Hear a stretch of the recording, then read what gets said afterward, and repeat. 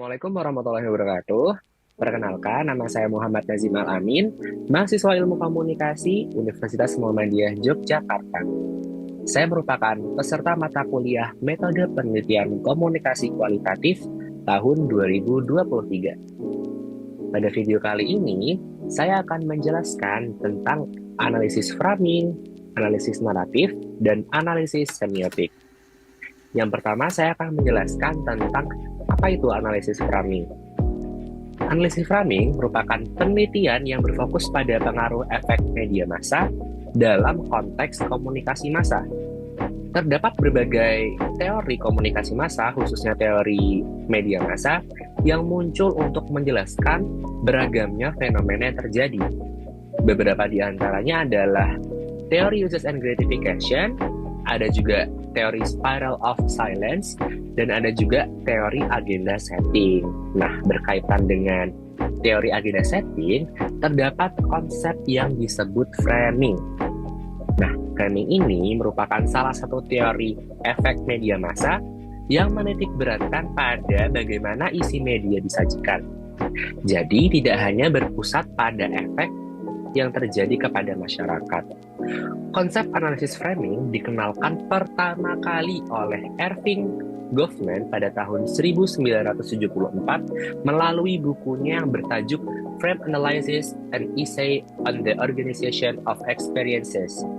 Menurutnya, analisis framing merupakan satu definisi dari situasi yang dibangun dengan prinsip-prinsip organisasi yang mengatur kejadian dan keterlibatan subjektivitas yang kita miliki di dalamnya.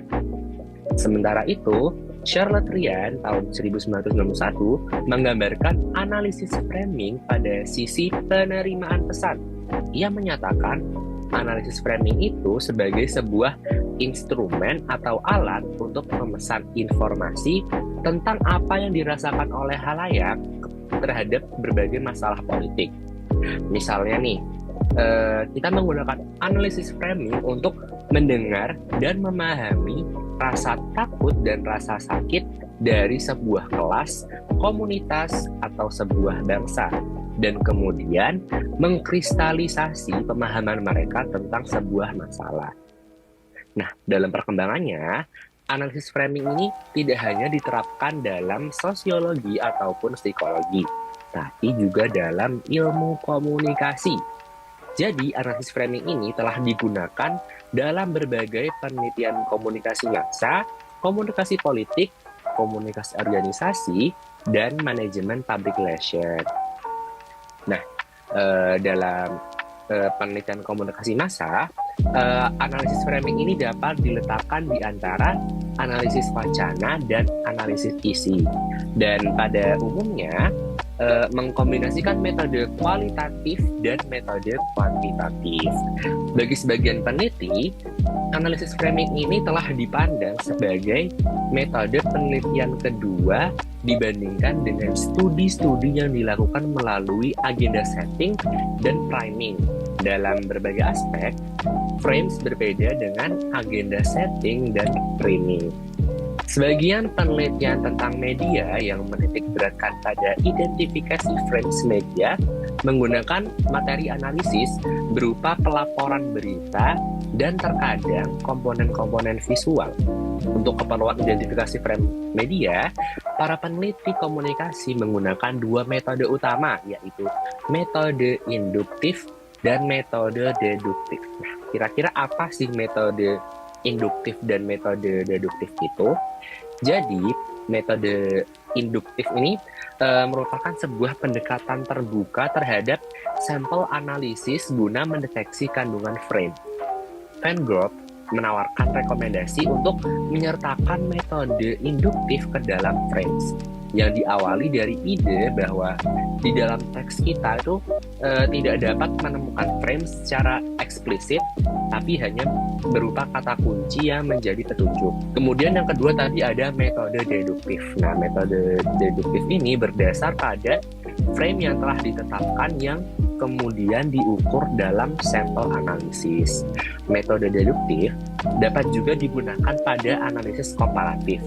Contoh penggunaan metode deduktif ini dalam analisis framing dilakukan oleh H.A. Sametko dan P.M. Falkenberg pada tahun 2000 yang mengidentifikasi 5 macam frame berita, yaitu responsibility, conflict, human interest, economic consequences, dan morality. Nah, metode deduktif juga tidak terlepas dari kritik karena ketidakfleksibelannya dalam mengidentifikasi frame baru. Oke, sekarang kita masuk ke analisis yang kedua, yaitu analisis naratif. Kira-kira analisis naratif itu apa ya?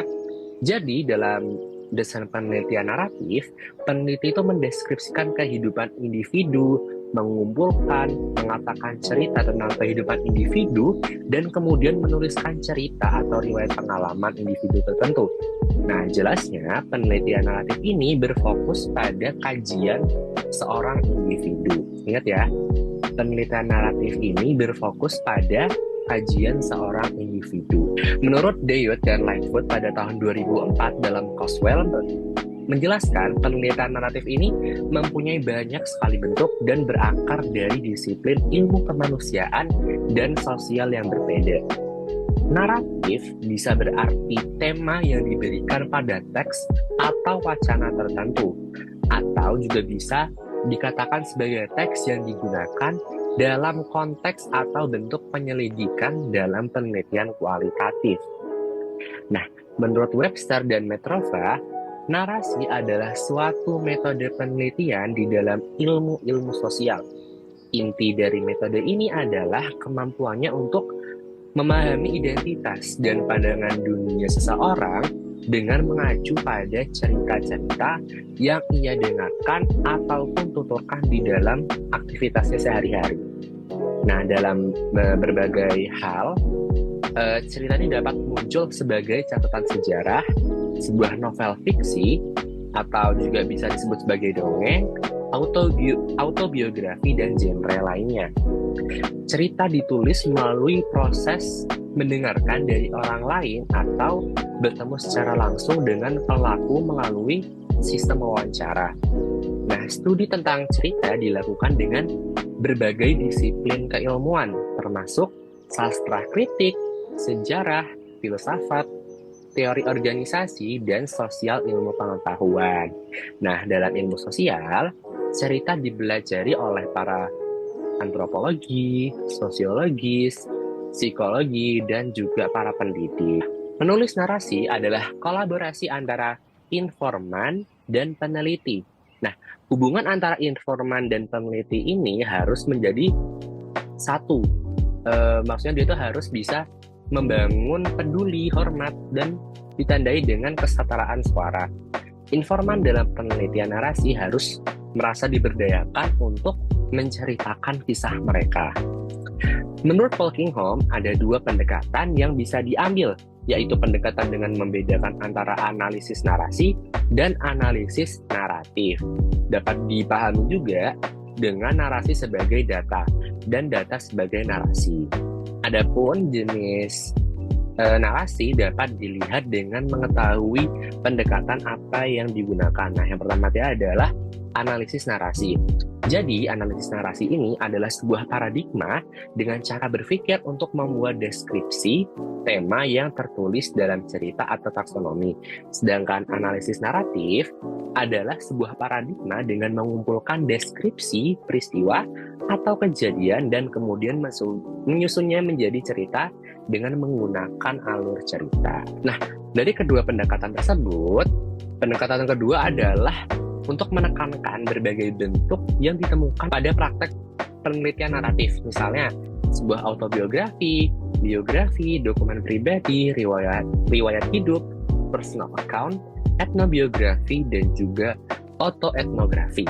Jika peneliti merencanakan melakukan studi naratif, maka perlu mempertimbangkan jenis studi naratif apa yang akan dilakukan. Dalam studi naratif, untuk mengetahui jenis naratif apa yang akan digunakan memang penting. Tetapi yang lebih penting adalah mengetahui karakteristik esensial dari tiap-tiap jenis. Gaya naratif merupakan kekuatan dari riset kualitatif.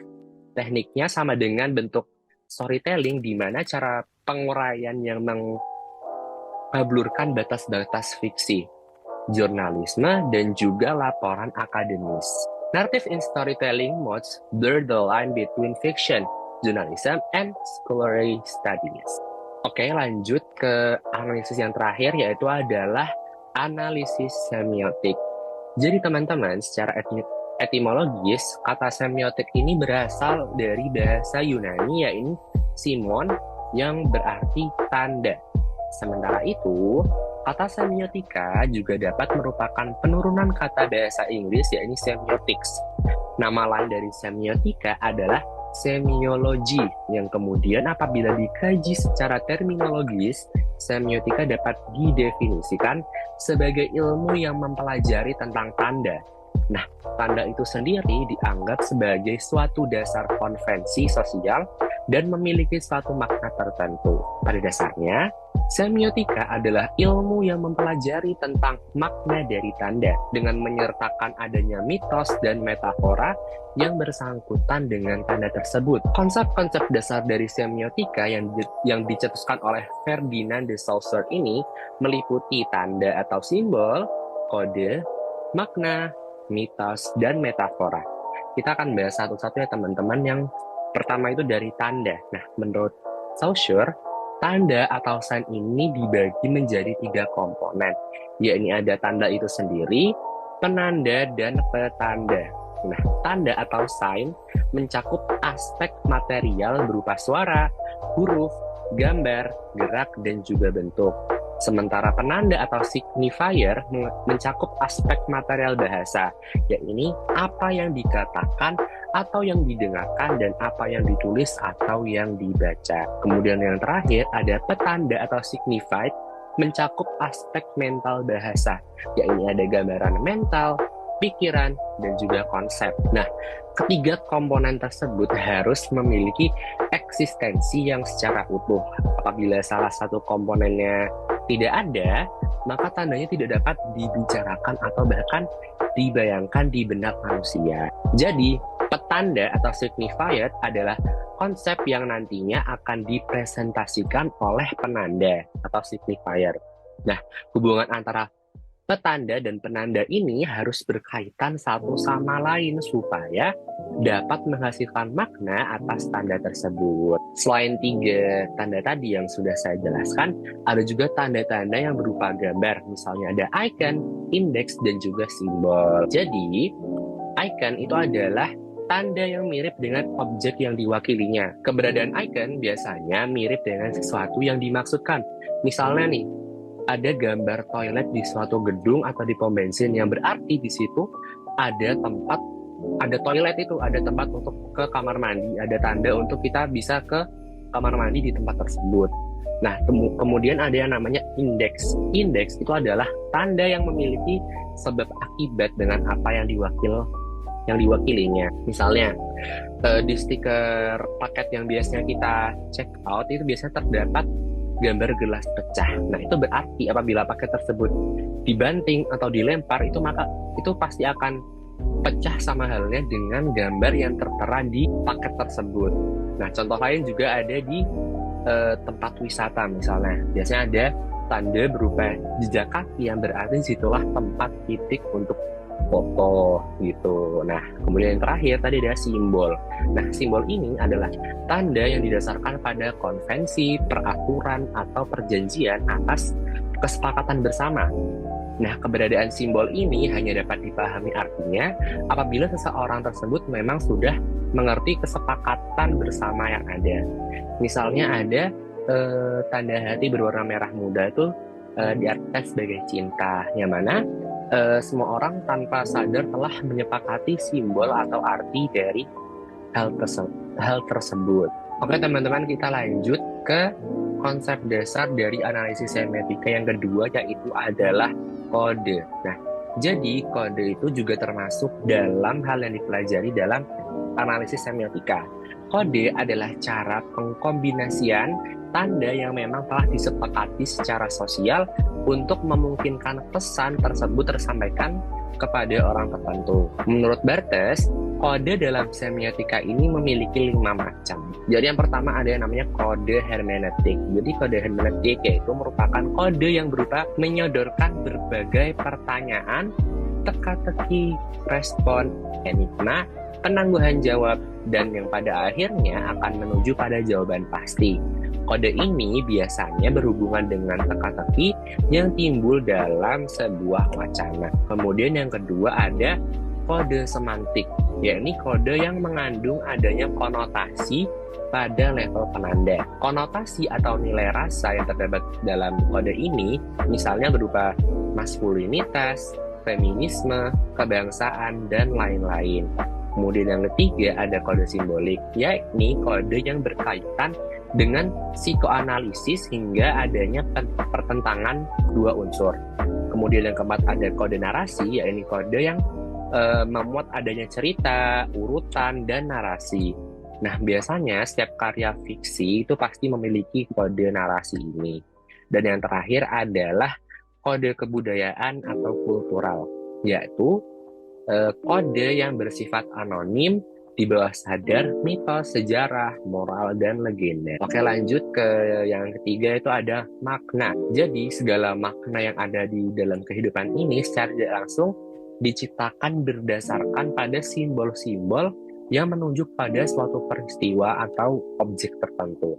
Apabila kita membahas mengenai makna, terdapat dua macam, yaitu ada makna denotatif dan juga makna konotatif. Nah, makna denotatif adalah makna yang sebenarnya mencakup hal-hal yang sudah ditunjuk oleh kata-kata atau berhubungan secara eksplisit antara tanda dengan referensi yang ada.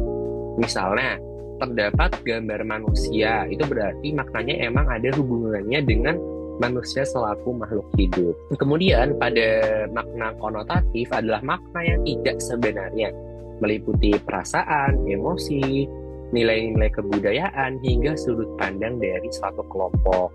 Misalnya, gambar wajah tersenyum dapat diartikan menjadi dua makna, yaitu satu kebahagiaan atau ekspresi penghinaan. Menurut Bartes, untuk memahami makna konotatif yang terdapat dalam analisis semiotika, ada dua konsep, yaitu mitos dan metafora. Nah, dari tadi kan udah membahas tentang analisis semiotika, tapi kita juga harus tahu nih, kira-kira itu siapa sih tokoh di balik analisis semiotika ini. Nah, jadi ada namanya Ferdinand de Saussure yang dikenal sebagai bapak semiotika modern, yang membagi relasi antara penanda atau signifier dan petanda atau signified berdasarkan konvensi yang disebut dengan signifikasi. Nah, menurut Saussure, semiotika itu adalah suatu kajian yang membahas tentang tanda dalam kehidupan sosial dan hukum yang mengaturnya. Beliau tuh sangat menekankan bahwa tanda itu memiliki makna tertentu karena sangat dipengaruhi oleh peran bahasa.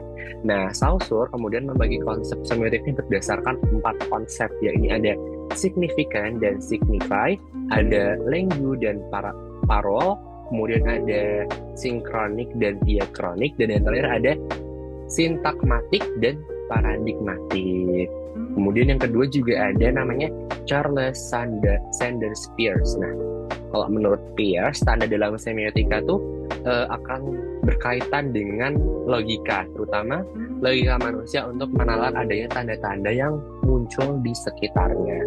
Peirce membagi tanda atas 3 hal, yaitu ada icon, indeks, dan juga simbol yang sudah kita bahas di pembahasan yang sebelumnya.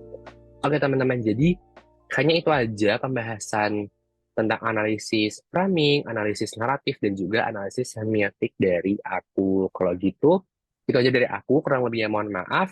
Wassalamualaikum warahmatullahi wabarakatuh.